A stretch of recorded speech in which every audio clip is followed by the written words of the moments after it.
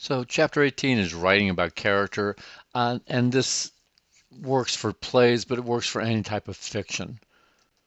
So, when you're looking at character, it's just a fictional representation of a person.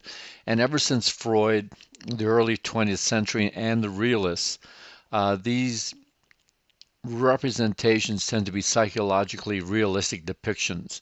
And then good ones consist of more than is shown, and they tend to be complex, which is why I'm showing you this, graphic of the Dark Knight, because there you have a hero who also has this dark side to him, which is, how people are. They're well rounded.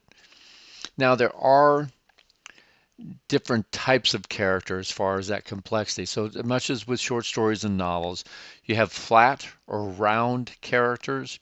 They're either static or dynamic. And then again, as we've spoken about before, you can have foils, characters that are just there, that are one-dimensional, to bring out a certain characteristic within the protagonist, or to maybe contrast with a characteristic in the protagonist. Now, the different ways that character is developed, the narrator as the third person, the narrator as a first person, or other characters can give you information. All right. So you can be told that way by these different characters, and you have to take all of that with a grain of salt, as we talked about when we talked about unreliable narrators. Uh, and probably the best way to assess a character, as you would a person in real life, is through that character's actions, through what the character says, the dialogue, and more importantly, through what the character thinks. This tends to be more reliable because it's not shaded by another character or through the narrator's bias, uh, or other character's worldview. However, even though this is a more reliable way to assess, you have to understand that all of us, including the characters within good works of literature, tend to lie to ourselves. We tend to see ourselves better than we actually are. Now, the different types of characters, and this you want to be aware of as you're reading plays, short fiction, long fiction. You have round characters. These are fully developed characters. The background that you're given on those characters will be substantial. The background that the writer has done as far as developing the character that you may not see, uh, is substantial.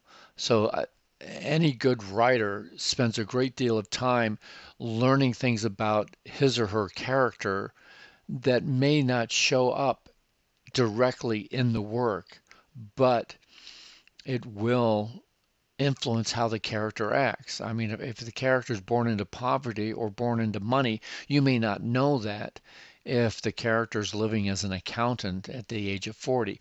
But the type of background that the character had as a child definitely will, as it would with a real person, influence what that character does as an adult.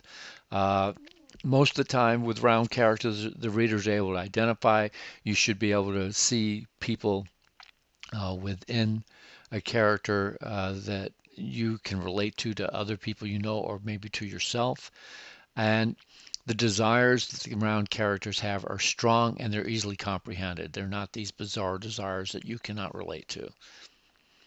Now, he heroes are a particular type of character, and there's two different types of heroes.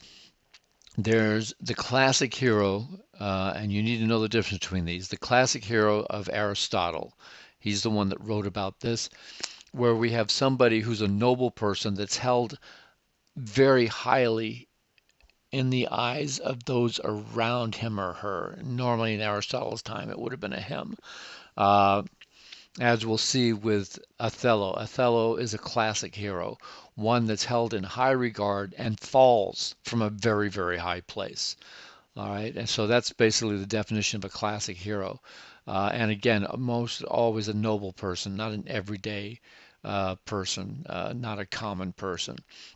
Now, the hero, the modern hero that Arthur Miller wrote about in his 1949 essay, and that we see in works of his, such as Death of a Salesman, is not necessarily a noble person. and does not need to fall from a high place. But there will be, excuse me, a clash of some sort. A lot of times with the environment, with Arthur Miller, with the social environment, and this is something that comes along with modern literature as well, where the hero isn't fighting against some evil, but is, or some evil person, but is fighting against some evil in society or against society just in general. Uh, and the disaster is for the person is a lot of times being torn from the image that person had of himself. So not necessarily, it does not necessarily have to be a fall in the eyes of other people. It's that there's a self realization that the image the hero had is not the image, is not the truth.